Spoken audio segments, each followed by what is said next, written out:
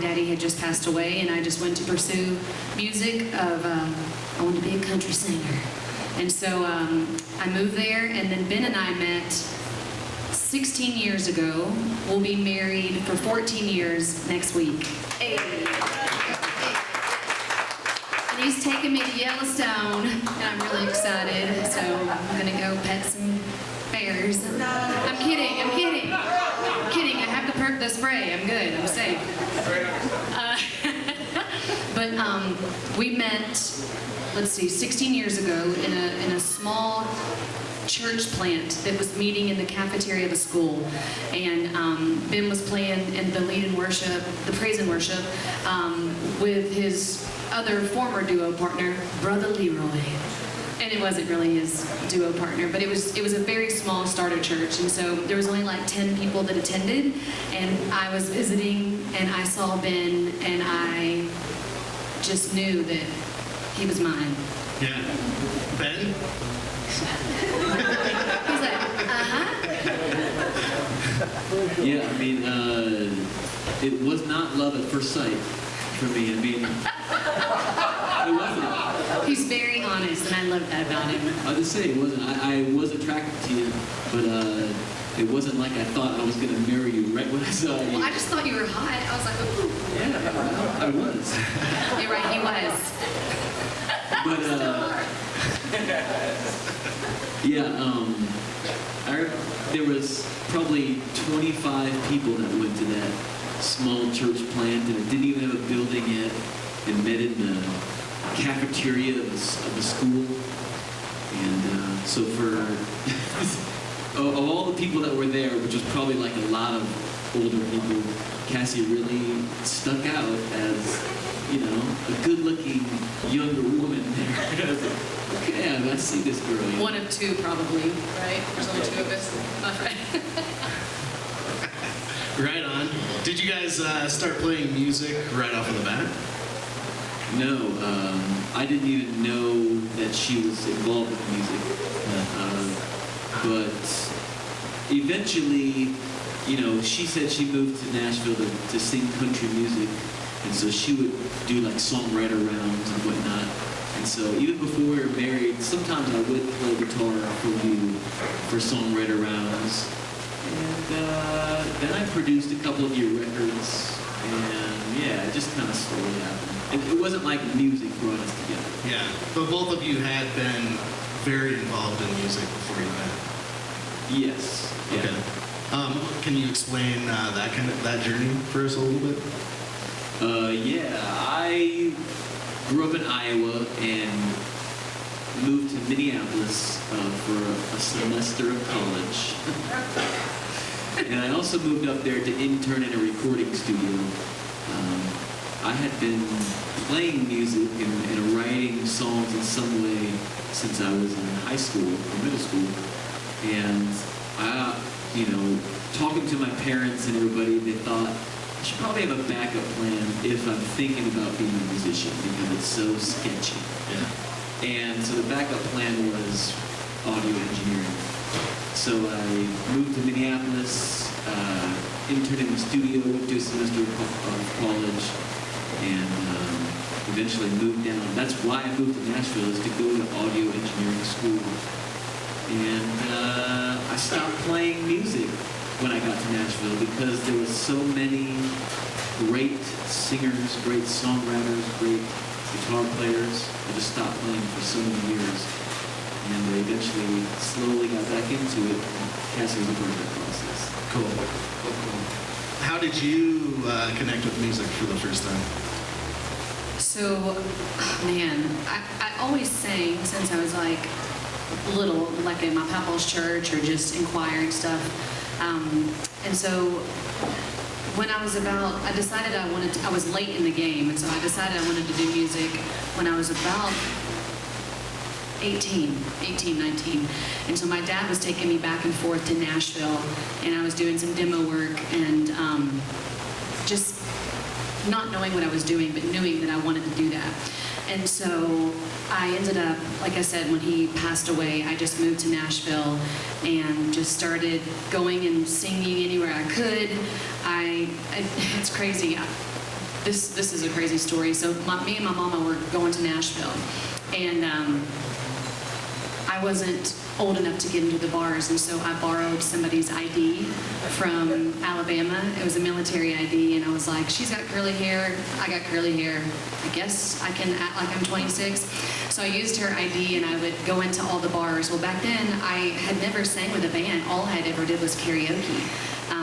And so I would go in and I would use my little fake ID, and I'd get up and I'd sing 2 songs, because really, honestly, that's all I knew. And so then they'd be like, sing another one. And I'd be like, well, gotta go. We really gotta go. And so then I'd go to the next bar and do the same thing all the way down. And so that's kind of how I started. But it was funny because one day I went into Tootsie's, and this older gentleman named Jimmy Snyder had a long white ponytail all the way down to his butt. And he was playing, and I got up and sang with him. And I said, what would somebody do if they wanted to move here? And he said, well, I have a place for rent behind my house. I said, I'll take it. I've never seen or met this guy, and I said I would take it. And I paid $250 a month, and it included everything. And my pantry was also my closet, and I washed my dishes in my bathtub. And I thought I had made it, 19 years old. And I was like, this is it. And a guy that was really believed in me gave me $1,000 to move to Nashville, and that's how I got there. Oh, wow. What kind of demo work were you doing? I was just working in different studios.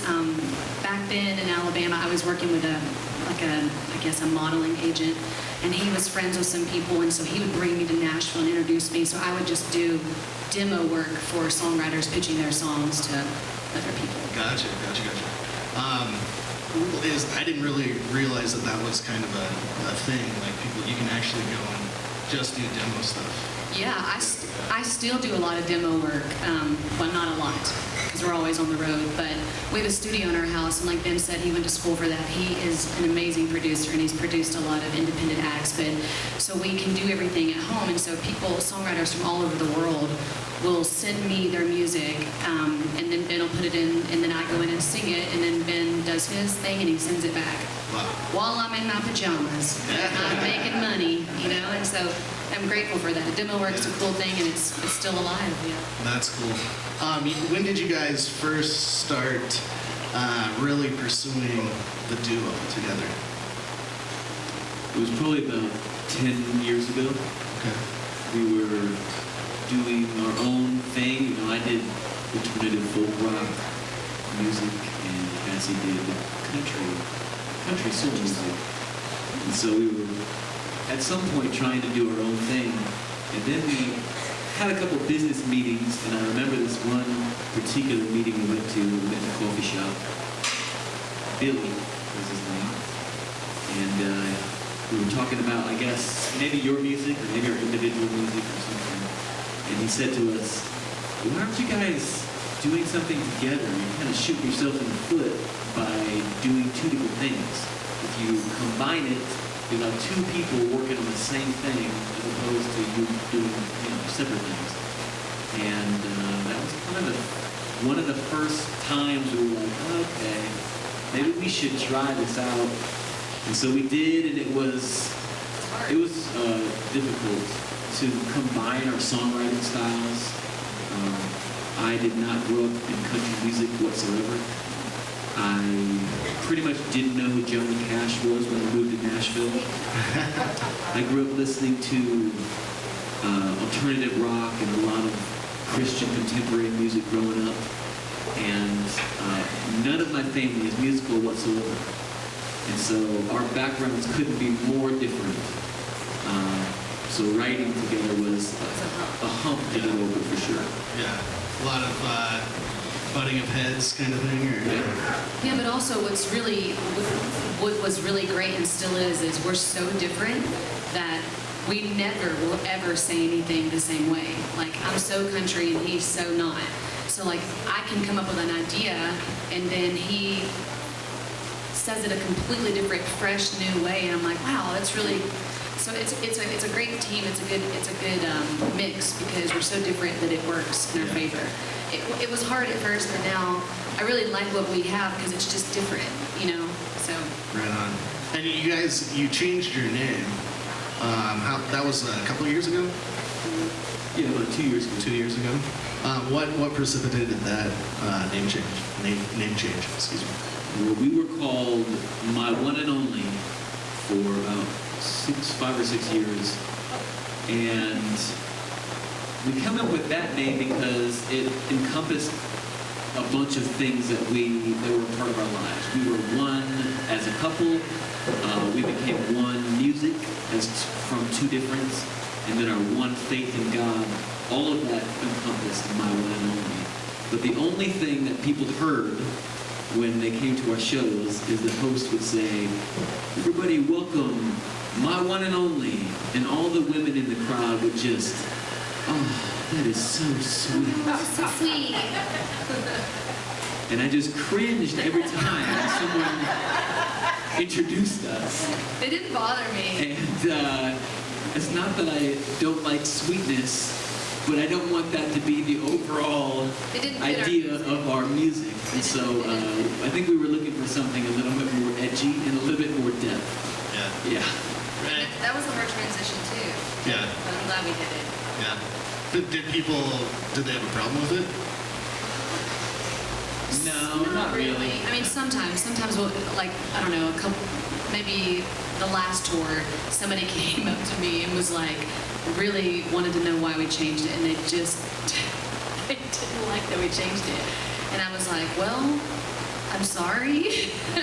At least you have the T-shirt. I don't know. So, but yeah, for the most part, it's been pretty good. How'd you guys arrive at Goldpine? So I grew up on Pines Road in Alabama, and so that's like our past, or my past. And then gold is like the lasting element that can withstand everything, fire and all that. And so that's our future, and we just made up our own word. Do you guys want to do a song for us? Sure.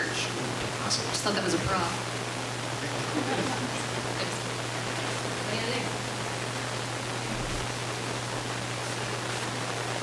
So, like he said earlier, we came last year. We're from Nashville, Tennessee, and I submitted one of our songs for the Rocky Mountain Songwriter contest last year, and honestly, we don't ever win anything, and that's okay because there can only be one winner. It is what it is. It's about the ride, you know. And so we submitted, and whenever Mike called us and said that we were a finalist, I was like, "Wow, are you sure?" And so we were looking at it logistically, and it was a 24-hour drive from Nashville to come sing one song at 8:30 in the morning for no pay. And Ben was like, should we do this? And I was like, yes, absolutely. And so we routed our tour and ended here. And we sang this song. And the reason why I feel like this song resonates with so many people is because it's about my mama. And it's going to be on our new album that comes out in September. My mom was my best friend. And I miss her like crazy. It'll be 2 years that she passed away next month. And it was like this full circle that we got to come last year and perform and sing her song on the anniversary of her death and just share about her, because she's still taking us places, you know, and she's still telling me where to go, and man, I miss her. So this is her song. It's called My Favorite Parts of You.